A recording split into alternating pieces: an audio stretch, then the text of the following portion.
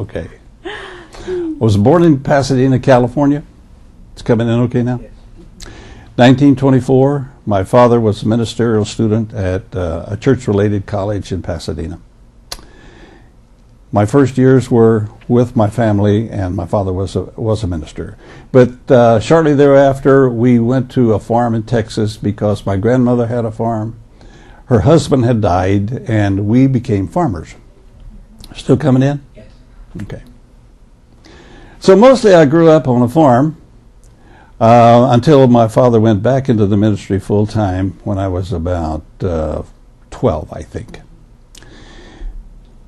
When I was 17 and graduated from high school, I went to college for one semester, but then I turned 18, and in those days they drafted you as soon as you were turned 18. So in March 1943, I was inducted into the Army in Lubbock, Texas.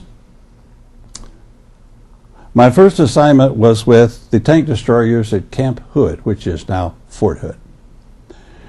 After about 4 months training, I became squad leader of a reconnaissance squad. And one day, they called 3 of us out of the company to go down to the mess hall to report to some officers. When my turn came, I walked into the room, saluted, gave them a name, found about a dozen officers shuffling papers. Finally, one of them looked up and said, "Son, would you like to go to college?" I said, "I certainly would." Thereafter, within about a week, they loaded 3 of us on a train and shipped us to Louisiana State University at Baton Rouge for further tests. One of the guys flunked out, and they sent him back to the tank destroyers. The other 2, they shipped us to Socorro, New Mexico, to what was then called the School of Mines. Life was good. I'd been a poor boy all my life. Suddenly, I'm a cadet. I eat at a mess hall 3 times a day, and civilians wait on me, hand and foot. I couldn't believe it. But the regime was difficult. They ran it like West Point. You had to study hard. They crammed a whole semester's work into 3 months. You had to really study to stay in the program. But I was delighted to be there because I was going to be an engineer officer. As others have probably reported to you, we ASTP boys, have some told you about that? Okay. Found the school closed one day, just like that. Put us on a train and shipped us to Camp Barkley, Texas. Welcome to the 12th Armored Division. How did y'all feel about that? Or how did you feel about it? I thought, well, c'est la guerre. I was not too badly upset. The way I looked at it, I got a solid year of college. The credits are good. If I survive this war, I will have a year of college behind me. My transcript will be good. The others, some of them were very, very bitter because they had enlisted in the Army specifically for the ASTP program. And they felt that they'd been defrauded somehow or another. I did not feel that way because the Army promised me nothing when I came in. So I didn't worry about it. Okay. Then do I go on to the... Yeah, tell me about your Barkley experience. Tell me... Well, we ASTP boys didn't have a whole lot of it. You know, we weren't there very long. And they assigned me to 2nd Squad, B Company, 17th Armored Infantry Battalion.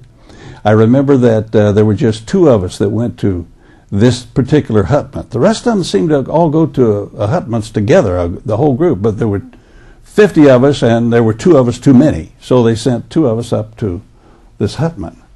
And the old-timers, you know, these are people that had been in training for 2 years. And they regarded us as schoolboys who didn't know anything about the Army or field training. And they even instructed me how to fold the blankets on my bed and how to line my shoes up and the gloves and this guy. I listened to it all very carefully. They thought I was a very apt student because I seemed to do it all just the way they explained. They didn't realize I had 5 months of basic training already. But the squad, they incorporated me right away, and of course we were together for the rest of the war. Can you tell me some of the men that you remember that first day? Oh yeah.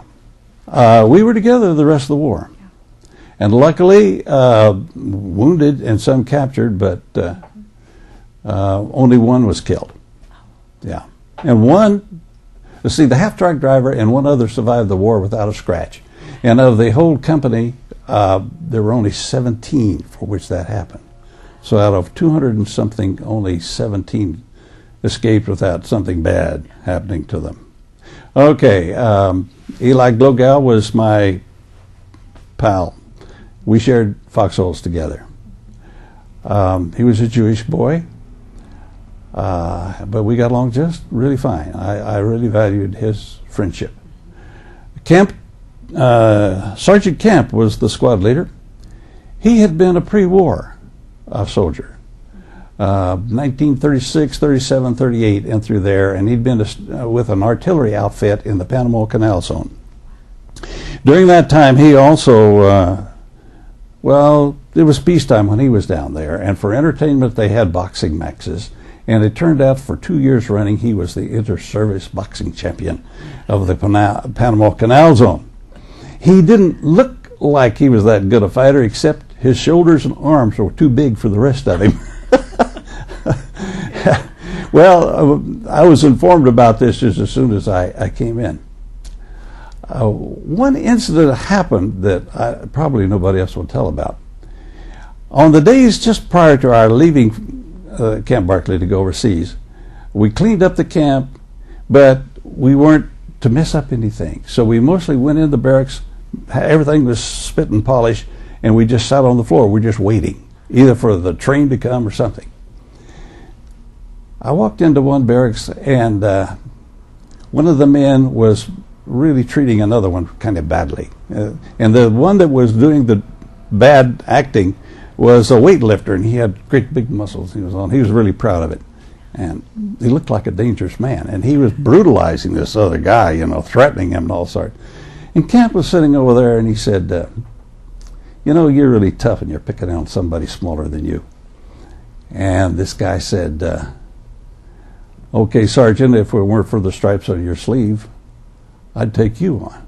And so the sergeant said, okay, I'll take my shirt off. And he took his shirt. I said, no, I don't have any stripes on my sleeve. You want to step outside? The guy stepped outside. And I said, this is going to be something to see. This yo-yo doesn't know that he was the boxing champion of the Panama Canal Zone. It wasn't much of a fight. Just boop, bam, and Kemp knocked him down and out. He fell backward like a log. When he regained his senses, he didn't want to fight anymore. That was Kemp. But Kemp was a great leader. We really did respect him, and it wasn't just the fact that he could knock you senseless. He was really a good leader. Marcatulli, Pat Marcatulli, was an Italian. He was the radio operator for the platoon and was captured at Hurlsheim, and I took his place as radio man. Harold Wren, I had hoped to see at this reunion, but I think he lives back in the Carolinas, so I think they have some weather problems back there. At any rate, he was one of the squad members.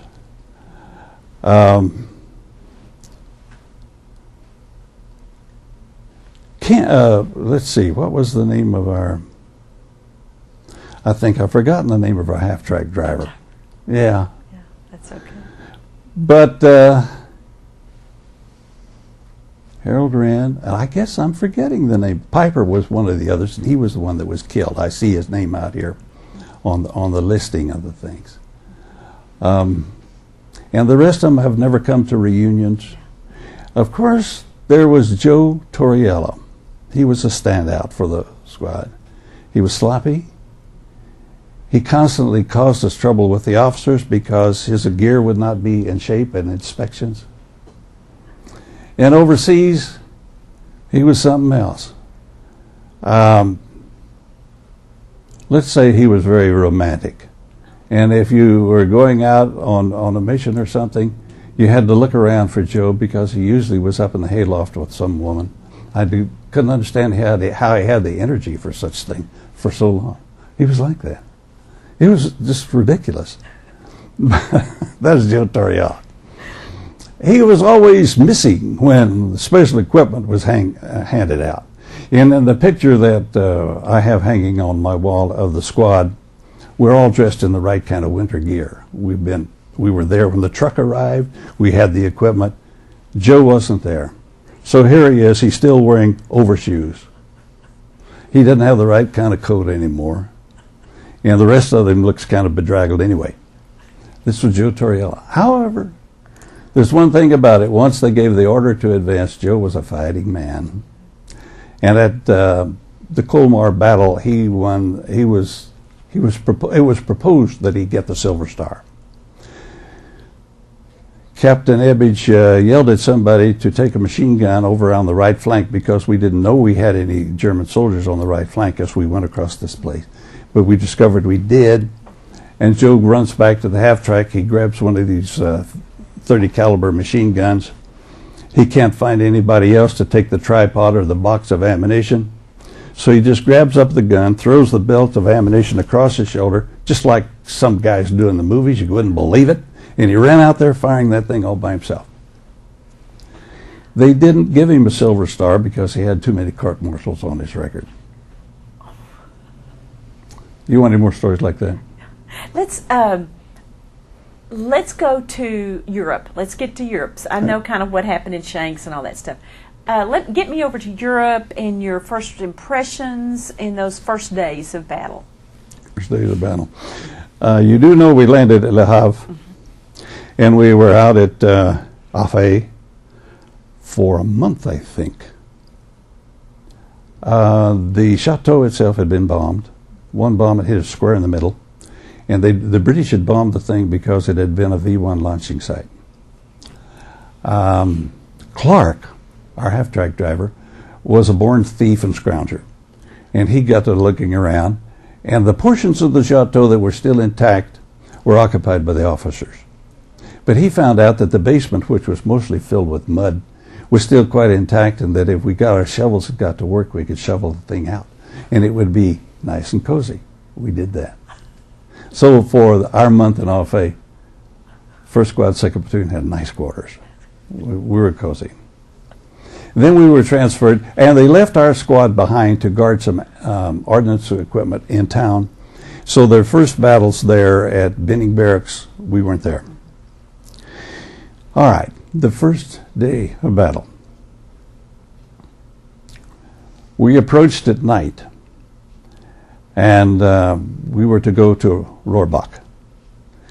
And as it was dark, quite dark. You know, it's December, and the snow clouds were hanging low, and it was very slow traveling.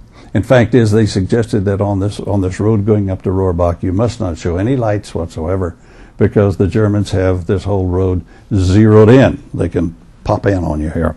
So we spent that whole time from this town up to Rohrbach with somebody walking along, feeling the edge of the road with his hand on the fender of the half-track. And he would say, right a little bit, you know, guiding this thing all the way to Rohrbach. Yeah.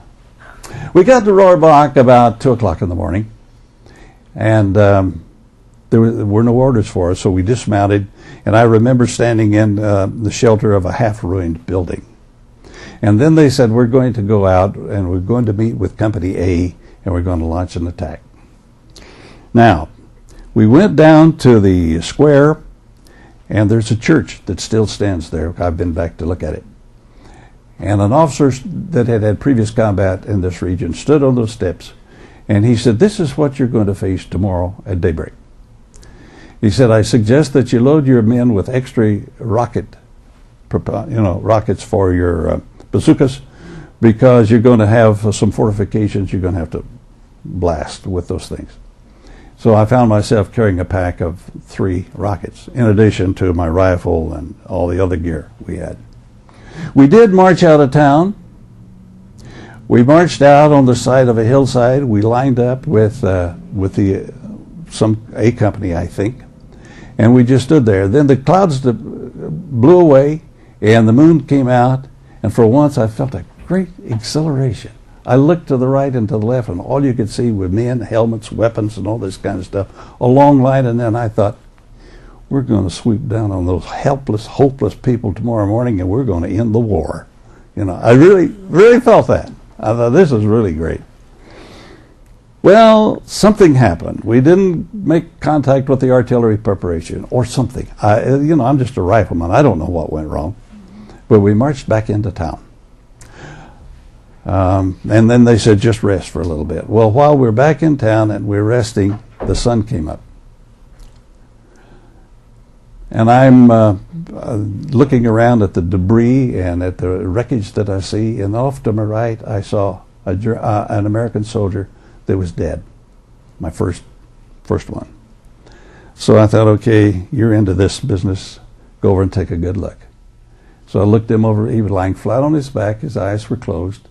And the thing that struck me about him, he had a brand new uniform. His boots, everything were just brand new. And there wasn't any tearing or anything. I thought, why did he die? And then I saw just one little tiny .30 caliber hole tear right here in his shirt. And whoever shot him got him right through the heart, one shot. I looked around a little bit further, and down the road a bit was a German soldier that had been shot, obviously running. And he was pitched face forward into the mud, and his helmet had rolled further down the line. And then, they'd fought this battle the day before, and so the dead had not been picked up. The wounded were gone, but the dead were still lying there. Shortly after that, we were led out of town to take over some positions. I'm going to stop one thing. What did that do to you?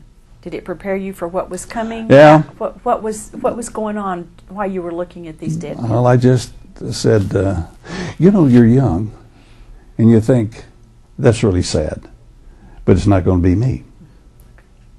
The eternal optimism of the youth. I will survive this thing. And it did help.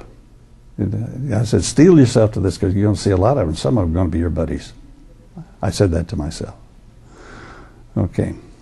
We went out of town, and we were to take over to relieve the troops that were there. I'm talking about that ridge north of town where Colonel Meigs was killed. All right. So Eli and I chose one, and we told the guy, okay, we're here to relieve you, and they got in. And I looked at those guys, and they'd been in battle for a week or so. They looked terrible. They were dirty. Their faces were matted, and they'd had colds, and the mucus had run into their beards and got the mud, and they just looked disgusting. And I thought to myself, I'm not going to get nasty looking like that. I'm going to keep myself tidy. Little did I know. But the foxhole was only about 2 feet deep, not deep enough, so Eli and I got together, digging right away. And while we were digging, the clouds lifted even further, and we now know we were under German observation. And very shortly, there's this loud explosion, because mortar shells don't scream when they come down. It's like a baseball. Sudden blam, there it is. And they begin to hit all over. Well, Eli and I had both been out of the foxhole because we were digging and scattering the mud around. I went in head first. Eli came in and sat on my head. We were crowded into this thing. Then after that, we got accustomed to the thing. What you had to do is when they stopped shelling, you got up and you dug some more, but now you're really serious about it. You're really digging. At some point that morning, Colonel Meigs and his tank battalion came up alongside us there. Now, I've been back to this spot since then. In '95, we took a tour, so I'm pretty sure my memory matches what I saw then, because the structures are still there. They haven't removed anything. Okay, there was this hill that we were on was very slow rising, just slowly crested over and went down gradually. And right to my right was a pillbox, only a fairly big-sized structure, about as tall as a tank. The tanks came through our lines. I'll never forget it. This was their first battle. The tank commanders were standing up, they're still full of the joy of life, and some banter between us and them. But as soon as they crested over, the German guns, the 88s down below, began to fire on them. Off to my right a little bit and down, I would guess 40 yards, one tank got hit. And we saw it got hit. And the crew began to jump out. And we knew that there were 5 members of the crew. So we counted, Eli and I counted 1, 2, 3, 4. 4 guys jumped out. And we thought, one guy's still in there, probably dead. But as we were looking at the tank, suddenly the gun on this tank fired. Yeah.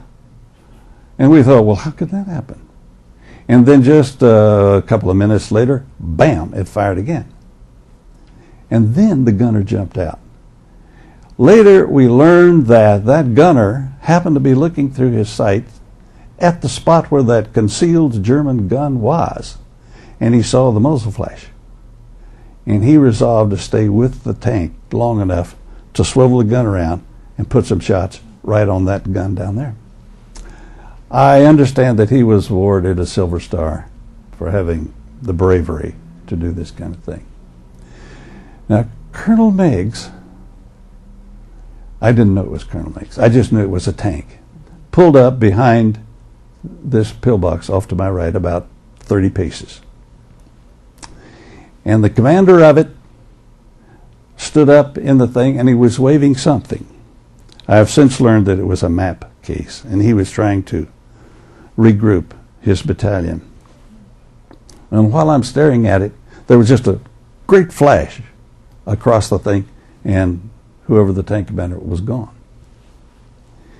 We now know that that was an armor-piercing shell from one of the guns down there, and it evidently struck a glancing blow and decapitated what we now know was Colonel Meigs. Yesterday, you might remember a guy by the name of Thorpe stood up, and he was in that tank. Yes, I've interviewed him. You've interviewed him? I've interviewed virtually. Okay. Yes. Well, I did see the thing happen. You saw it. Okay, that was the first day. Where do we go from here? First day. That was a big first day. A big first day. First day. Okay. Tell me when you. Well, carry me on through. Get to me to Herlesheim. That's going to be quite a few days. So just pick out kind of important things between now and then. All right. The 17th was not one of the first ones to be committed there, as you probably already know. We were later. So by the time we got up there, there were some really bad stories floating around as to what's going on in this area. So my impression was we got there, it's bitter cold. I mean, the trees had looked like icicles because they had moisture on them which had frozen. The telephone wires also had that thing. Some of them were broken from the weight of the ice that was on them. It was incredible. It was bitter cold. And we dismounted from our half-track, so we were going to fight on foot. And so we lined up, and I remember that as we went toward the area where we're going to depart on the attack, we went through the lines, and I think it was the 42nd. You probably know for sure. I think it was the 42nd Division. And these guys had established a permanent defense line. And, of course, they're foot infantry. They tend to stay in one place for a while as defense. And they really had deep foxholes with logs across the top and dirt on top of that. I think they could have survived a mortar barrage easily with the fortifications there. So, as we walked past these guys, well, hello, who are you guys? We're the 12th Armored. Okay, well, what are you going to do here? You know, they're holding the line. What are you guys doing here? We're going to attack that town over there, Herlesheim. We said we're going to take that town. I remember one of the guys in the foxhole said, "Sure you are." I should have taken warning right there because they had tried already and they hadn't been able to do it. At any rate, we formed a skirmish line in an orchard. I've been back there since. The orchard is no longer there. There's a subdivision there now. The people don't know what happened at that spot. But we formed the skirmish line, but the Germans caught us on the binoculars, evidently. And boy, did they land the shells in this place. And it was so heavy that they gave us the order to retreat. My memory of Herlesheim is incomplete. I cannot account for a lot of space of time. I only know that after I was in that skirmish line and pulled back, when they attacked Herlesheim, I didn't go. I was assigned to stay with a half-track, run the radio, and to help load the thing to bring ammunition and supplies up to the troops as there. So I was the helper for the driver to do this kind of stuff. If I can digress here for a bit. Yeah. Eli Glogal that I told you about. Eli Glogal would never come to reunions. He said, I've tried to forget the war. He never talked to his family about it. He said, I blotted it out. Ed Gebbinger and I kept trying to get him to come to reunions, and so finally, when we had the reunion in Las Vegas, we got Eli to come. He came. He walks into the hospitality room for the 17th Infantry, and he begins to recognize, although it's nearly 50 years later, he begins to recognize voices and faces, and he begins to talk, and he begins to relive it, and to get the thing out of his system. He wouldn't let us go to bed. I mean, he wanted to stay up all night, you know. So he had a great time for the 3 days there. On Sunday, as we're preparing to leave, there are 4 of us standing in the lobby of this hotel. Captain Ebbage, Ed Gebbinger, myself, and Eli. Eli began to shuffle around a little bit and look at his feet, and finally he said, guys, there's something I want to tell you that's been on my mind for 50 years. Okay, Eli. He said, you remember that we got into Herlisheim and we took some prisoners? Yeah, we all remember that. They remembered it. I hadn't been there. And he said, Sergeant Kemp said, I want somebody to take these prisoners back to Wyersheim. And he said, I volunteered to do that. 7 or 8. So he put the gun on these guys and walks them back to Wyersheim. It's just before sundown. And he said, I got back to Wyersheim, I delivered the prisoners to the MPs, and then I stayed in Wyersheim for the rest of the week. Ed and I started to laugh. You know, he's telling us something that for a half century it's burdened him. He's ashamed of it. And we started to laugh. I said, well, the thing of it is you're talking to 2 guys who also spent the rest of the week in Wyersheim. And we said, Eli, you can forget about all that because an hour after you left, Camp gave the order for everybody to get out of there as best they could. And so they did. And I said, once you delivered those prisoners, nobody spoke to you about going back because there wasn't anybody to go back to. There wasn't anybody there except Germans. And that's why nobody said anything to you. And it's a lucky thing on your own initiative you didn't go. You'd just been killed or taken prisoner. So this was kind of, we've talked about that since. You know, this happened, 4 or 5 years ago. This guy lived with that guilt for 50 years. His wife saw us, Eli died 1.5 years ago, and she said that was one of the finest things that ever happened to Eli, to finally get that thing off his chest, because she knew about it and knew that it troubled him. Okay, Herlisheim. I didn't fight at Herlisheim. It's just on the very last day we tried to make one other assault, and the 17th was out in the field. As you look toward Herlisheim, the Steinwald was on the right, and we were in the field, and I believe it was the 56th that was to go through the Steinwald, and we were to go across the field. As we made this attack, it's a long way. I've walked it since, and my goodness, we had a long way to go from the road through these fields to meet the place. And the Germans, but we were well scattered out. The Germans shelled us as we came, but we kept going. But after a while, the whole thing stopped. And of course, you hit the dirt, but we infantrymen had enough experience to know once you launch an attack, you either keep going or you go back. Don't stall out there, because they can just get a fix on you and they'll kill you. But we did this momentarily, and then finally we began to withdraw. I never knew why. I said, well, you're not meeting enough opposition for us to stumble like this and go back. But then later I heard that the 56th in the Steinwald just got cut to ribbons. And the right wing couldn't advance, so they called off the whole show. We went back to Wyersheim, loaded in the half-tracks, and left. For me, that's Herlisheim. You have to talk to other people that actually fought in the town. I didn't fight there. Were you at Herlisheim 2? Was this Herlisheim 2 that you just explained? This is Herlisheim 1. Okay. And Herlisheim 2 was a small affair. Yeah, initially it was only B Company. Just one company. We left Colmar in the evening, and we went along this road, along the railroad track. The main rail lane from Colmar to Paris is there. It's two sets of tracks. It's still there. It's still a very busy railroad, and the road ran alongside it. We stopped alongside the road and spent the night there, just sitting in our half tracks. And they said, "Just be quiet. The Germans don't know we're here." Off to our right, about a mile away, there was another American unit that was going on a road parallel to ours, about a mile away. But they had flashlights, and they were talking, and just all sorts of stuff. And it did attract the attention of the German artillery. And the next thing you know, somewhere to our right, there's an artillery unit that's firing over us on these people over here. And the shells would whistle over us and land over there. They drove them right off the road. I mean, they had to go. And we sat there the whole night. Not a peep. At dawn's early light, we lined up along this railroad track to attack. And from my perception, there were only 2 tanks that were to accompany us. And I've been back to this town twice since I got it all carefully laid out.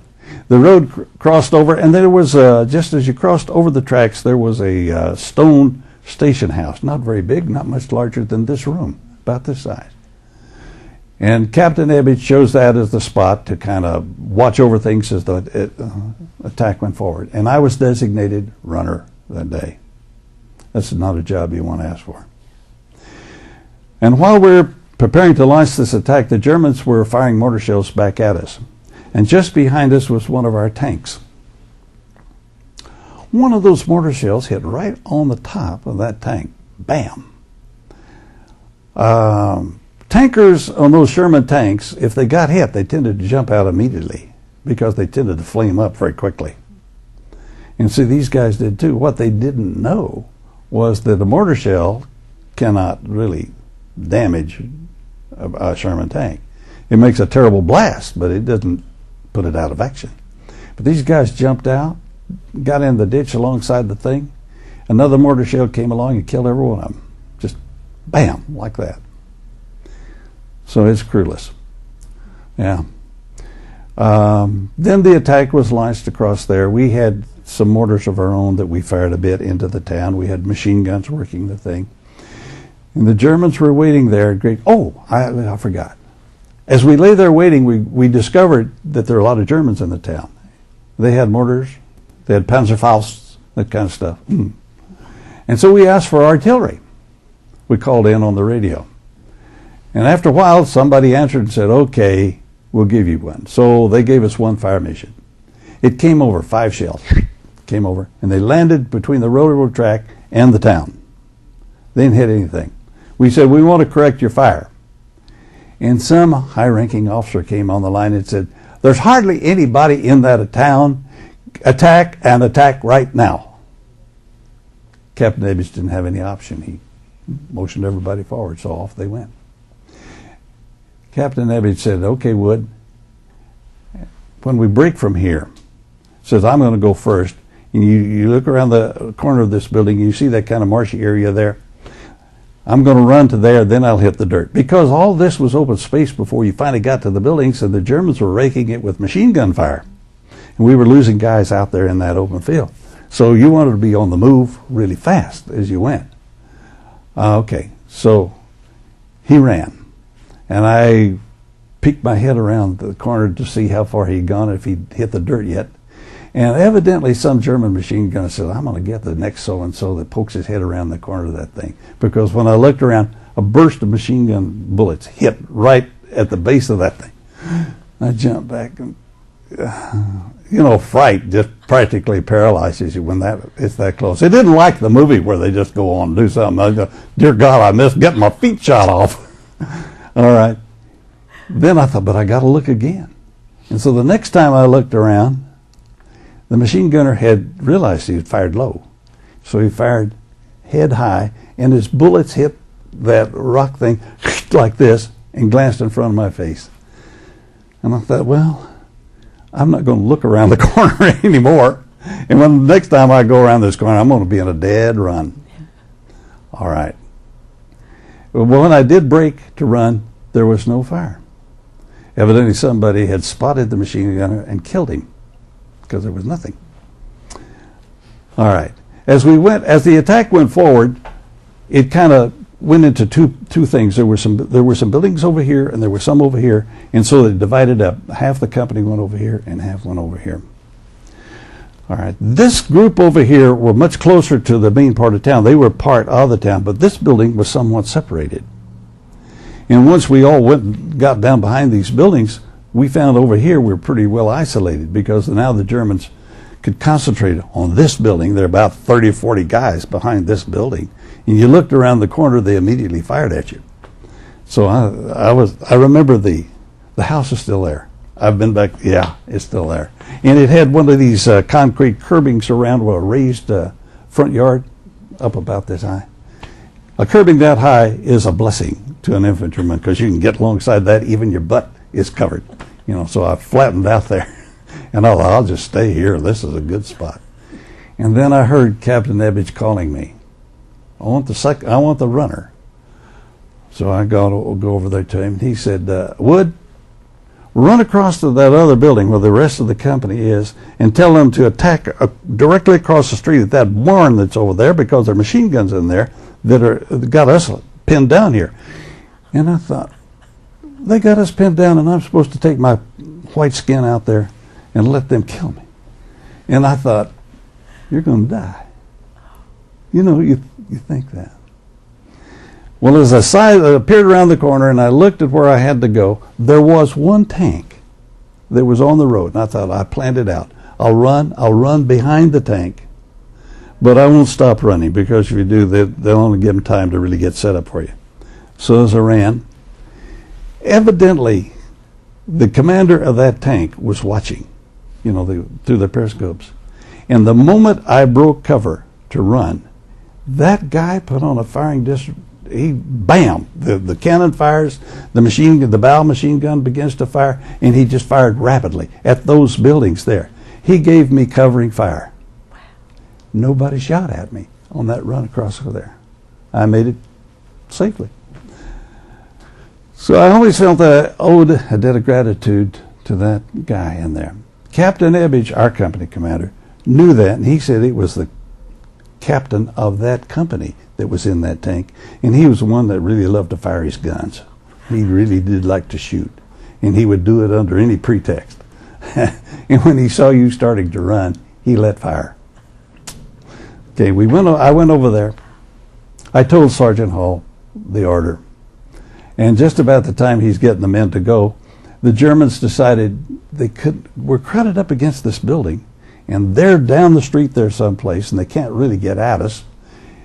And they began to fire Panzerfaust up into the air like this, and you could see them coming over, and they're going to try to drop them on us like that. But they never really dropped them close enough to do us any damage. We just watched them come over and explode. And then they did launch the attack. We got bogged down in the town. We cleared some areas, but we didn't have the strength. The town was pretty good size. Which town was this? Pardon? Which town was it? Hurlesheim. It was still Hurlesheim, okay. Number 2. Okay. Mm-hmm. It's still there. I've been back there since. It's even bigger now. Yeah. Late in that afternoon, they sent some replacements. I think they got cooks and mechanics and all sorts of stuff. I remember a group of about 30 that joined us. And we cleared the rest of the town. That was Hurlesheim number 2. We lost a lot of men there. Where do we go from here? Where did you go next? Where did they send you next? You know, from this point on, I can't really tell you. And I've been talking to Ed Geppinger about it. We have a battalion history. And it talks about, it can pinpoint where the battalion headquarters were on certain days. But that doesn't tell you where I was. Right. I might have been 10 miles away. Right. And this Thorpe that is here has maps of where the 23rd were. And we were, so let's say, married to the 23rd. We were part of a combat team. The 23rd Tank and the 17th Infantry, we fought together.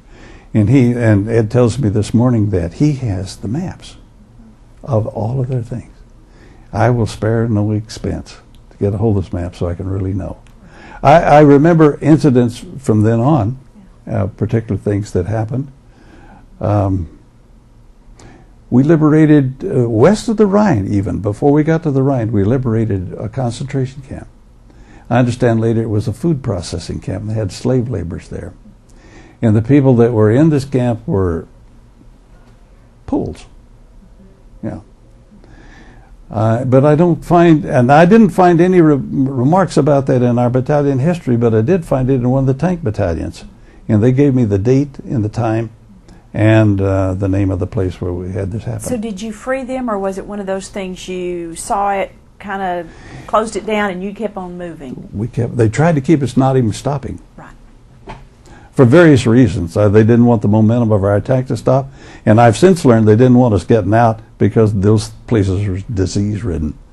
But we got into the thing, and these poor people swarmed around our half-track. One of our guys in one of the half-tracks up ahead spoke Polish, and he talked to them and identified them as Polish. We think about concentration camps and Jews, and that's true, they were. But there were Poles also, and all sorts of other people. But we got bogged down because just the crowd of those prisoners crowded around us so much we couldn't go ahead.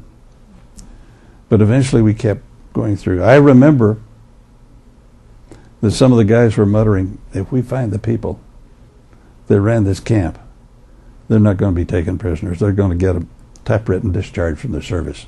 Blah, blah, blah, blah. Because it was just terrible. After Herlesheim, number 2, I remember days in which we did classic tank armored force attacks, and I have no idea how many attacks we made. I never fought a defensive battle, strangely enough. I never sat in my foxhole and said, here they come. It was always, we're attacking them. I understand that some other units of the division did, but I never did. So my memory is scattered, and I have a tough time identifying places. There is one place that I've been told, they got it pinpointed, and this happened on April the 1st. We were in the Neckar Valley. I've even got that located. And this is kind of famous because tourists go there, you know, do this kind of thing. All right. And we were going up the valley, and the Germans were trying to stop us by putting successive lines of defense here and there. They would scrape up stragglers from other units, or they'd have units that had never been committed yet, or newly recruited units. You found a lot of boys in some of these things, you know, facing us. So on this particular day, when we got up, instead of going on up the valley and just hitting head on the German defenses that stretched from the mountains on one side to the other, we found ourselves going up through the vineyards. Have you been to Germany? Got a lot of these terraced hillsides with these vineyards on them. Going up through these vineyards. We got up to the top, and then we went over to the north side, and we came down through a forest. It's one of those planted forests where the trees are planted in rows, and they harvest them. They grow them like any other crop over there. They grow trees. But these trees were fairly young, only about that big around, so that the tanks could just pop them over as they went. So the trees did not really present enough, and the half-tracks too, we just knock them down. And I thought, why are we plowing through this forest? Well, we found out pretty soon, because as we got to the edge of the forest, we found out that we were alongside a meadow, and we were slightly above and behind the German forces that they'd strung out with their gun emplacements, their foxholes, and all this all across the valley. We'd maneuvered so that we were above and behind them. Classic case. I mean, we had them dead to rights. I mean, they were lost. Our tanks came up on line, fired into this. The riflemen were sitting there. The German didn't resist at all. I mean, those that weren't killed with our first burst of gunfire fled. Well, then the idea was get the riflemen and the tanks, get them moving again, and rush across the meadow to this town. We roared across the town, across the meadow. We hit a stone bridge going across the river. The town was built just to the north side of this river, and it was elevated above the river somewhat. So there was a bridge that went across it. As my platoon came across the bridge, we were way back in the column, so there's fightings going on in here. There was a bird colonel standing right there at the corner, and he stopped us. And he yelled up at our lieutenant, "Don't engage in any of this. Go to the right immediately, alongside these roads that go along the river. Go to the east side of town and set up your platoon as a defense," because the Germans had a bad habit of, if you drove them out of a town, they reorganized and counterattack. Because troops that are victorious they're disorganized. And if you're going to get them right then. And so the Germans would do that, or at least they'd try. So this was the idea. We're going to go along this thing. Clark turned right. We went down this thing. It's a typical German town. 3-story buildings, tiled, cobblestone streets, crooked streets. This picture postcard, pretty. It was that kind of town. And we're roaring through this thing at a great rate. Now the 5 half-tracks that we were roaring along, but at some intersection, they lost sight of us, and they went the wrong way. So by the time we got to the edge of town, there's just my half-track. All right.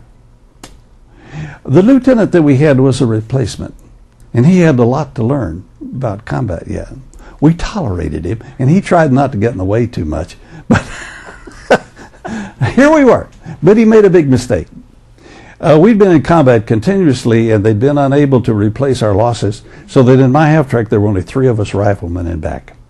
So up front was the squad leader, the lieutenant, and the driver, and 3 riflemen in back. And we were it, and the rest of the platoon was lost back here someplace. What we should have done is put that half-track right upside that last house. One guy on the 50 caliber machine gun, the rest of us alongside the wall of the compound around this house. That's what we should have done. But he didn't do that. He had us go out along the road a bit, turn off into a cow pasture, and park underneath a tree. Out in the open. Okay.